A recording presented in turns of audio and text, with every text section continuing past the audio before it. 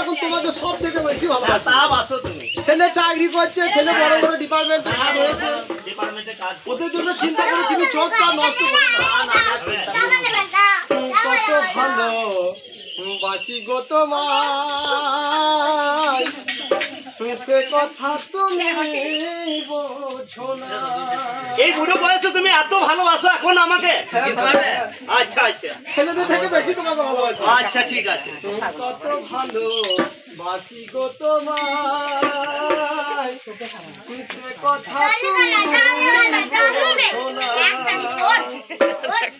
না গো, সে কথা তুমি বোঝো না। কি করে বোঝাই তোমাকে আমারই মনে বেদনা। কত ভালো বাসি গো তোমায়, সে কথা তুমি বোঝো না। না গো, সে কথা তুমি শোনো, হ্যাঁ বলো তুমি। অভাব আমাদের কিছুই ছিল না, কোনো কিছুই অভাব ছিল না। 50 বিঘে জমি, হ্যাঁ তা ছিল আমাদের 50 বিঘে জমি। 20টা দুধের গায়ে, হ্যাঁ তা ছিল 20টা দুধের গায়ে। বলতে বড় লজ্জা হয় সমাজে।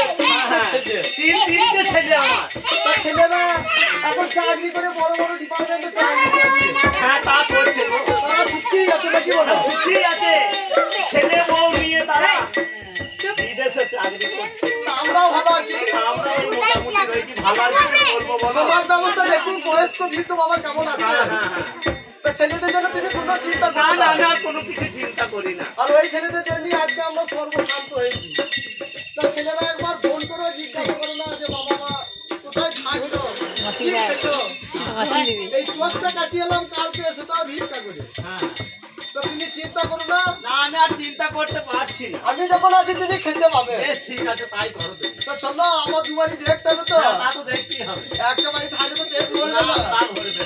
দেখুন এই সমাজ ব্যবস্থা, পেট ভরে গেল সবাই মিলে যদি কিছু কিছু করে দেয় আর কি। ছেলেদেরকে লেখাপড়া শিখিয়ে চাকরি করিয়ে মা বাবা